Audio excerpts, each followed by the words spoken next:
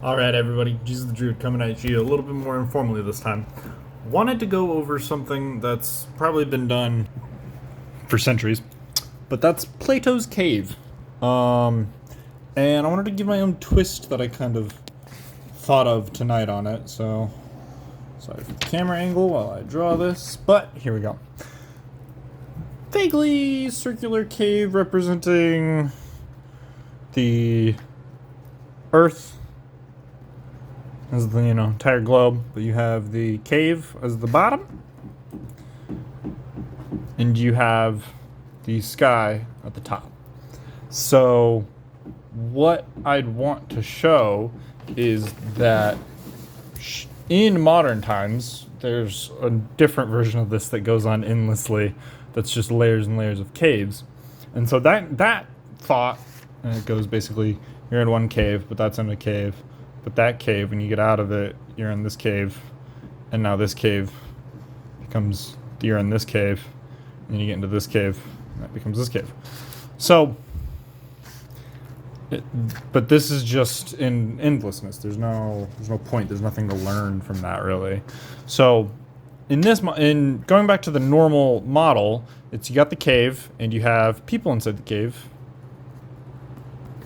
And there is a barrier of some kind in the middle that blocks a thing of fire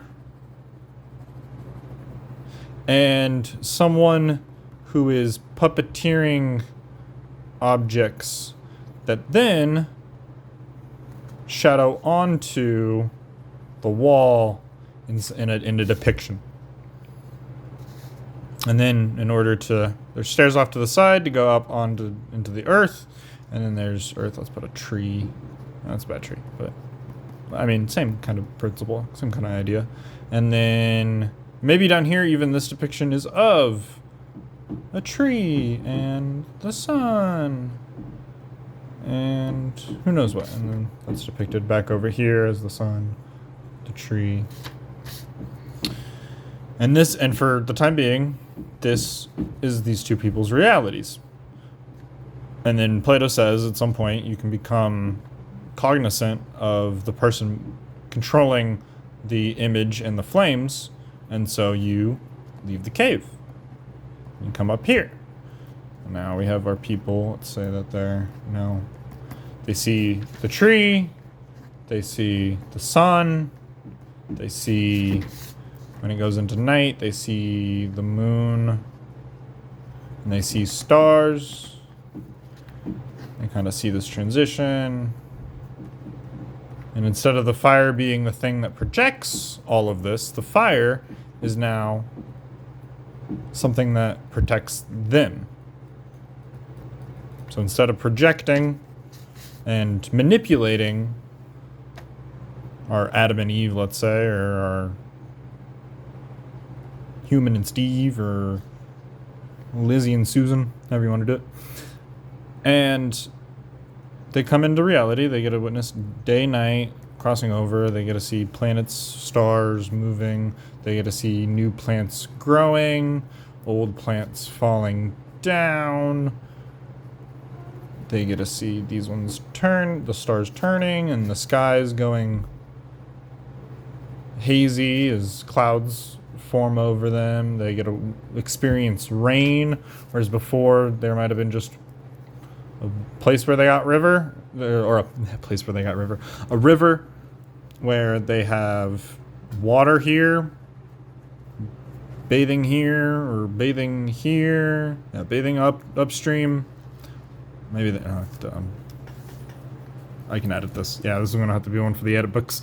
So they'll have shower, water, clothes cleaning, and then they'll have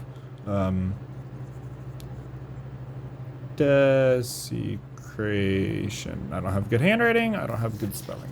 But they'll go and use the restroom on this side so that it flows out, and then maybe occasionally it'll overflow more. But most of the time, it just stays how it is. That's how they get water. That's how they use the restroom. That's how they wash their clothes. And then out here, there's streams, there's rain, there's mountains, other caves that they can find and go into even. There's reality. There's reality, and then there's the cave.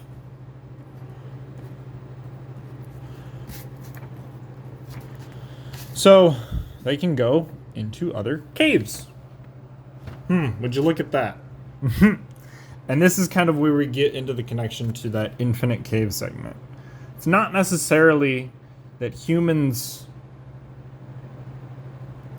are infinitely regressing into caves that we're never going to find the end of.